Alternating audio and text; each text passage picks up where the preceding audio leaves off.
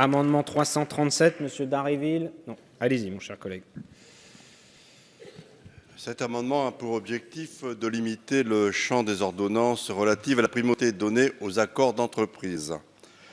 La nouvelle articulation proposée, qui s'inscrit dans le sillage de la loi El Khomri, vise à généraliser la primauté donnée aux accords d'entreprise au mépris des normes d'ordre public et des accords de branche.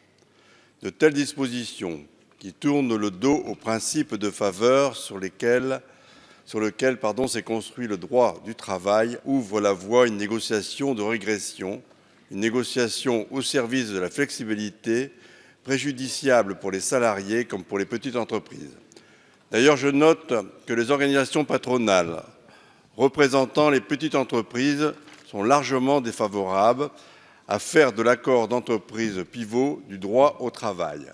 Je cite Alain Griset, président de l'Union des entreprises de proximité et représentant des artisans, dans une interview aux Échos du 14 juin 2017, je le cite, « Pour les entreprises de moins de 20 salariés, l'accord d'entreprise ne peut pas être la règle. » Fin de citation.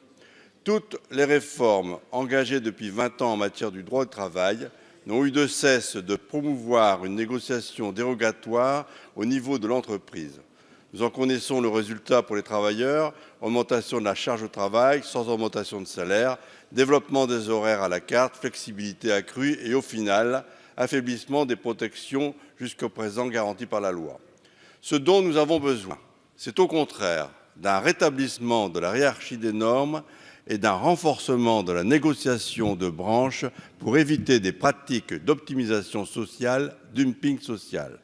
Malgré ces constats, vous nous proposez maintenant d'aller encore plus loin dans la remise en cause du Code du travail et nous ne pouvons pas nous souscrire. Merci. Merci, Monsieur Brunel. Quel est l'avis